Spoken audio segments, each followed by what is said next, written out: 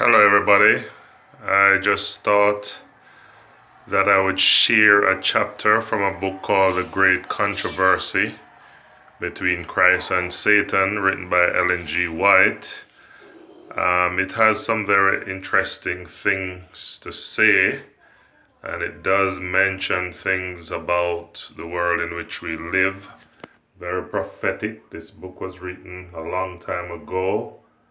Over 150 years ago, this lady was inspired to write these things. So I just shared it with you. I know it's a bit lengthy, but it pays to pay attention to spiritual things. I do know that sometimes it's so hard to stay on track because there are so many things to focus on, so our attention span is very limited. However, I hope that you won't fall asleep, but listen. There are some very valuable things that this lady says, and it's very relevant to the crisis that we're in now. So enjoy as you listen, and you can leave a thumbs up, you can share, leave a comment, and say what you think about what she had to say. Thank you very much.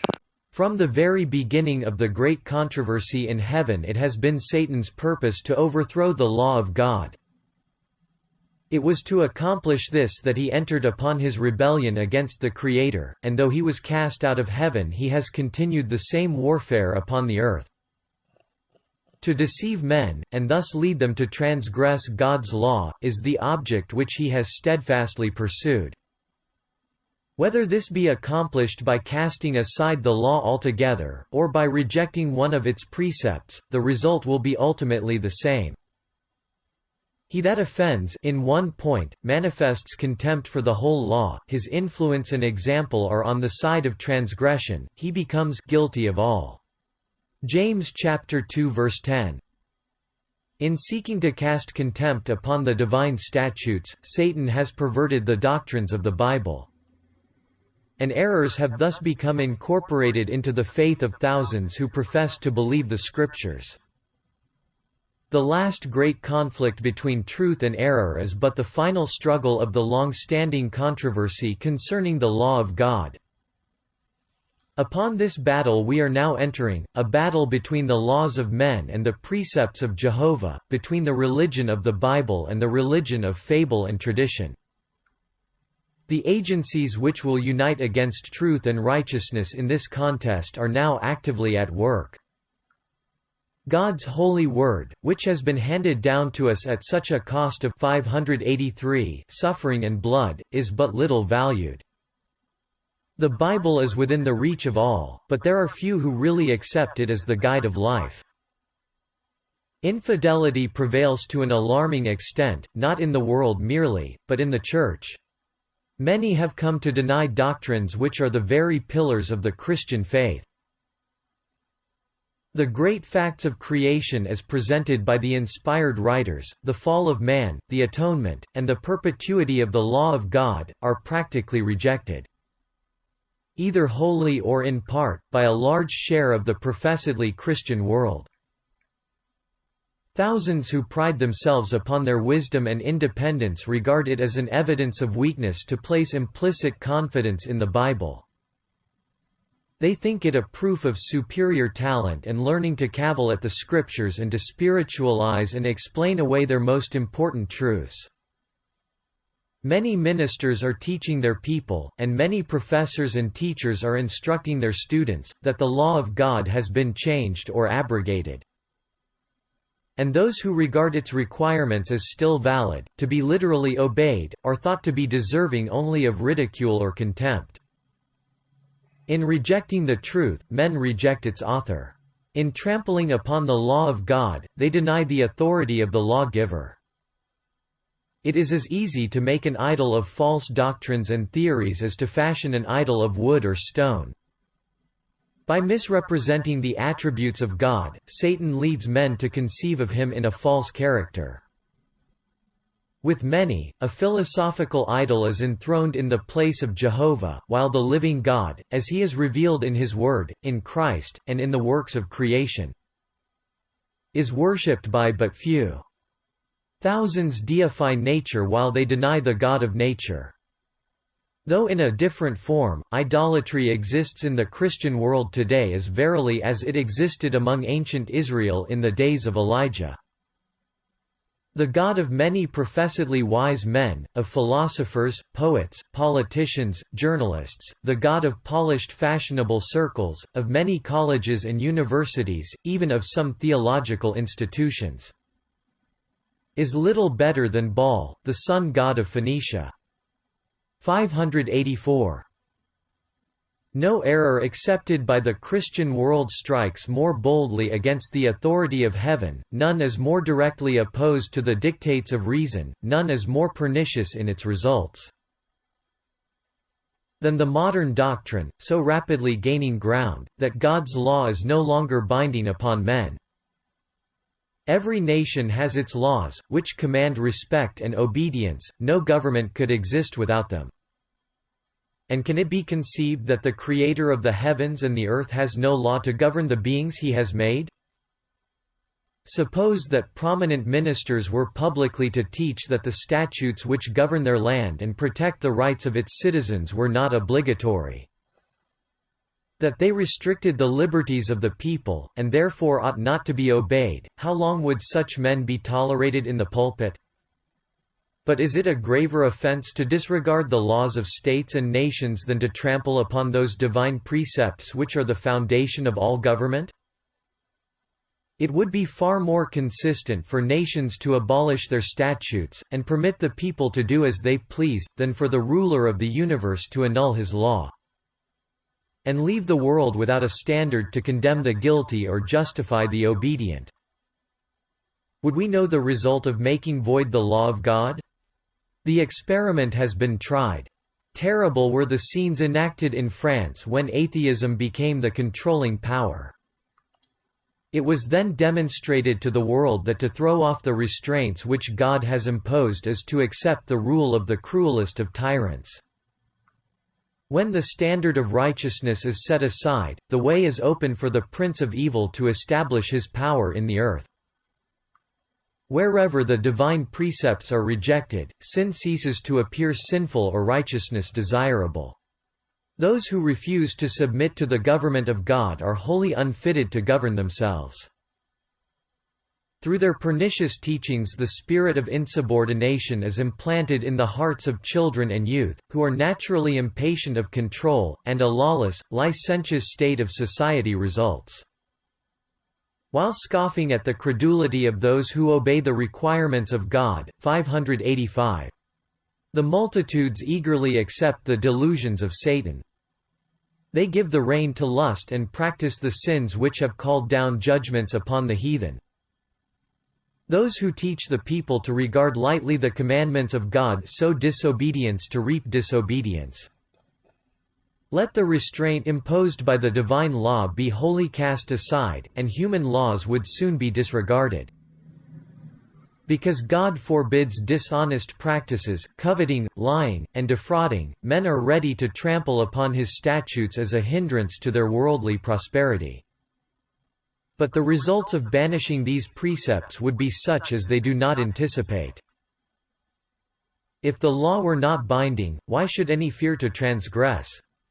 Property would no longer be safe. Men would obtain their neighbor's possessions by violence, and the strongest would become richest. Life itself would not be respected. The marriage vow would no longer stand as a sacred bulwark to protect the family. He who had the power, would, if he desired, take his neighbor's wife by violence. The fifth commandment would be set aside with the fourth. Children would not shrink from taking the life of their parents if by so doing they could obtain the desire of their corrupt hearts. The civilized world would become a horde of robbers and assassins, and peace, rest, and happiness would be banished from the earth. Already the doctrine that men are released from obedience to God's requirements has weakened the force of moral obligation and opened the floodgates of iniquity upon the world. Lawlessness, dissipation, and corruption are sweeping in upon us like an overwhelming tide. In the family, Satan is at work. His banner waves, even in professedly Christian households. There is envy, evil surmising, hypocrisy, estrangement, emulation, strife, betrayal of sacred trusts, indulgence of lust. The whole system of religious principles and doctrines, which should form the foundation and framework of social life, seems to be a tottering mass, ready to fall to ruin. The vilest of criminals, when thrown into prison for their offences, are often made the recipients of gifts and 586 attentions as if they had attained an enviable distinction. Great publicity is given to their character and crimes. The press publishes the revolting details of vice, thus initiating others into the practice of fraud, robbery, and murder, and Satan exults in the success of his hellish schemes. The infatuation of vice, the wanton taking of life, the terrible increase of intemperance and iniquity of every order and degree, should arouse all who fear God to inquire what can be done to stay the tide of evil. Courts of justice are corrupt. Rulers are actuated by desire for gain and love of sensual pleasure. Intemperance has beclouded the faculties of many so that Satan has almost complete control of them. Jurists are perverted, bribed, deluded. Drunkenness and revelry, passion, envy, dishonesty of every sort, are represented among those who administer the laws. Justice standeth afar off, for truth is fallen in the street, and equity cannot enter. Isaiah chapter 59 verse 14. The iniquity and spiritual darkness that prevailed under the supremacy of Rome were the inevitable result of her suppression of the Scriptures. But where is to be found the cause of the widespread infidelity, the rejection of the law of God, and the consequent corruption? Under the full blaze of gospel light in an age of religious freedom? Now that Satan can no longer keep the world under his control by withholding the Scriptures, he resorts to other means to accomplish the same object. To destroy faith in the Bible serves his purpose as well as to destroy the Bible itself. By introducing the belief that God's law is not binding, he as effectually leads men to transgress as if they were wholly ignorant of its precepts.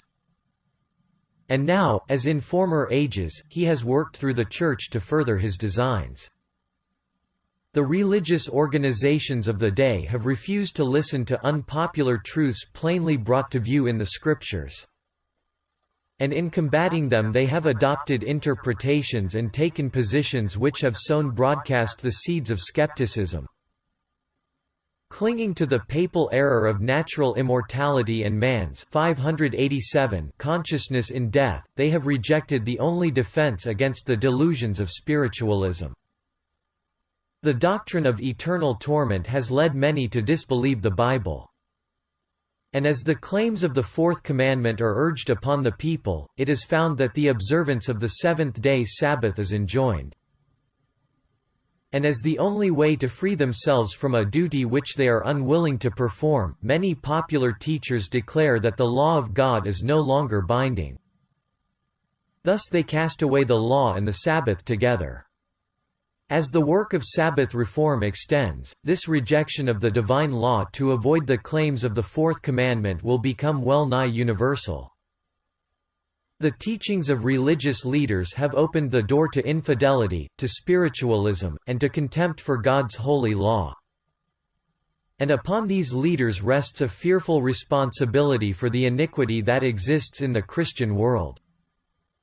Yet this very class put forth the claim that the fast-spreading corruption is largely attributable to the desecration of the so-called Christian Sabbath, and that the enforcement of Sunday observance would greatly improve the morals of society. This claim is especially urged in America, where the doctrine of the true Sabbath has been most widely preached. Here the temperance work, one of the most prominent and important of moral reforms, is often combined with the Sunday movement. and the advocates of the latter represent themselves as laboring to promote the highest interest of society. And those who refuse to unite with them are denounced as the enemies of temperance and reform. But the fact that a movement to establish error is connected with a work which is in itself good, is not an argument in favor of the error. We may disguise poison by mingling it with wholesome food, but we do not change its nature. On the contrary, it is rendered more dangerous, as it is more likely to be taken unawares. It is one of Satan's devices to combine with falsehood just enough truth to give it plausibility. The leaders of the Sunday movement may advocate reforms 588 which the people need, principles which are in harmony with the Bible. Yet while there is with these a requirement which is contrary to God's law, his servants cannot unite with them. Nothing can justify them in setting aside the commandments of God for the precepts of men. Through the two great errors, the immortality of the soul and Sunday sacredness, Satan will bring the people under his deceptions. While the former lays the foundation of spiritualism, the latter creates a bond of sympathy with Rome. The Protestants of the United States will be foremost in stretching their hands across the gulf to grasp the hand of spiritualism. They will reach over the abyss to clasp hands with the Roman power, and under the influence of this threefold union. This country will follow in the steps of Rome in trampling on the rights of conscience. As spiritualism more closely imitates the nominal Christianity of the day, it has greater power to deceive and ensnare. Satan himself is converted, after the modern order of things. He will appear in the character of an angel of light. Through the agency of spiritualism, miracles will be wrought, the sick will be healed, and many undeniable wonders will be performed. And as the spirits will profess faith in the Bible, and manifest respect for the institutions of the Church, their work will be accepted as a manifestation of divine power. The line of distinction between professed Christians and the ungodly is now hardly distinguishable. Church members love what the world loves and are ready to join with them.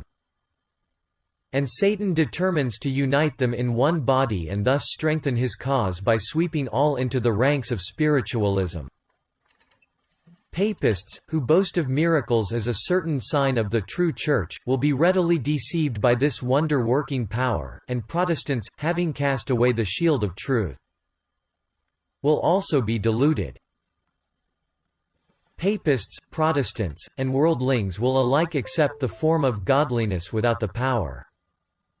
And they will see in this union a grand movement 589 for the conversion of the world and the ushering in of the long-expected millennium. Through spiritualism, Satan appears as a benefactor of the race, healing the diseases of the people, and professing to present a new and more exalted system of religious faith. But at the same time he works as a destroyer. His temptations are leading multitudes to ruin. Intemperance dethrones reason, sensual indulgence, strife, and bloodshed follow. Satan delights in war, for it excites the worst passions of the soul and then sweeps into eternity its victims steeped in vice and blood. It is his object to incite the nations to war against one another. For he can thus divert the minds of the people from the work of preparation to stand in the day of God. Satan works through the elements also to garner his harvest of unprepared souls.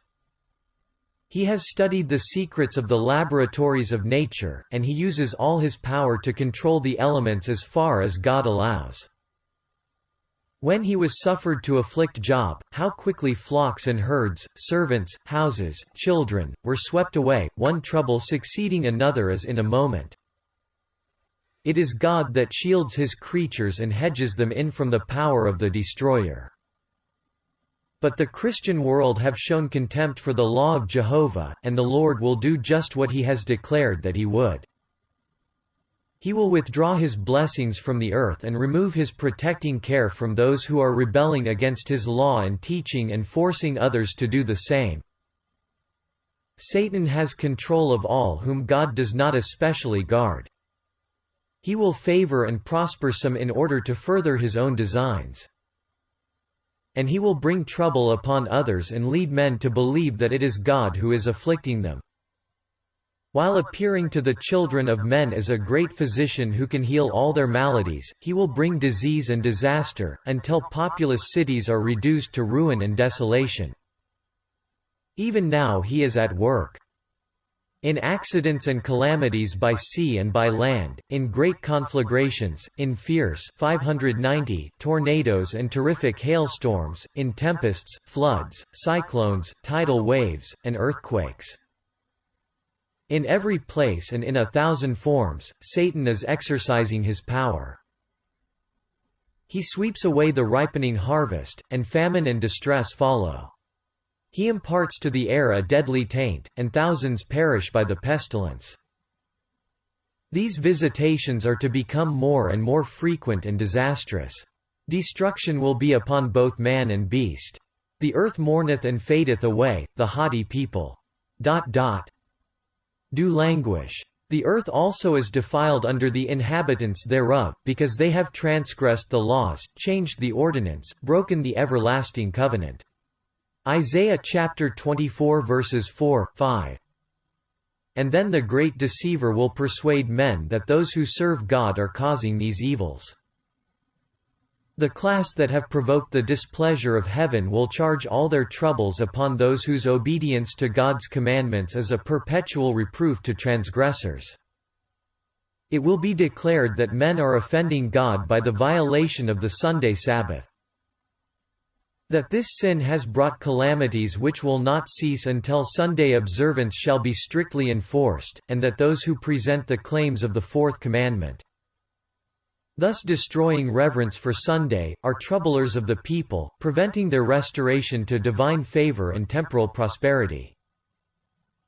Thus the accusation urged of old against the servant of God will be repeated and upon grounds equally well established. And it came to pass, when Ahab saw Elijah, that Ahab said unto him, Art thou he that troubleth Israel? And he answered, I have not troubled Israel, but thou, and thy father's house, in that ye have forsaken the commandments of the Lord, and thou hast followed Balaam. 1 Kings chapter 18 verse 17. 18. As the wrath of the people shall be excited by false charges, they will pursue a course toward God's ambassadors very similar to that which apostate Israel pursued toward Elijah. The miracle-working power manifested through spiritualism 591 will exert its influence against those who choose to obey God rather than men. Communications from the spirits will declare that God has sent them to convince the rejectors of Sunday of their error. Affirming that the laws of the land should be obeyed as the law of God, they will lament the great wickedness in the world and second the testimony of religious teachers that the degraded state of morals is caused by the desecration of Sunday. Great will be the indignation excited against all who refuse to accept their testimony. Satan's policy in this final conflict with God's people is the same that he employed in the opening of the great controversy in heaven. He professed to be seeking to promote the stability of the divine government, while secretly bending every effort to secure its overthrow. And the very work which he was thus endeavoring to accomplish he charged upon the loyal angels. The same policy of deception has marked the history of the Roman Church. It has professed to act as the vicegerent of heaven, while seeking to exalt itself above God and to change his law. Under the rule of Rome, those who suffered death for their fidelity to the gospel were denounced as evildoers, they were declared to be in league with Satan. And every possible means was employed to cover them with reproach, to cause them to appear in the eyes of the people and even to themselves as the vilest of criminals. So it will be now. While Satan seeks to destroy those who honor God's law, he will cause them to be accused as lawbreakers, as men who are dishonoring God and bringing judgments upon the world. God never forces the will or the conscience, but Satan's constant resort to gain control of those whom he cannot otherwise seduce is compulsion by cruelty. Through fear or force he endeavors to rule the conscience and to secure homage to himself. To accomplish this, he works through both religious and secular authorities, moving them to the enforcement of human laws in defiance of the law of God. 592. Find out more today how to get a special discount when you purchase a hardcover or paperback copy of The Great Controversy.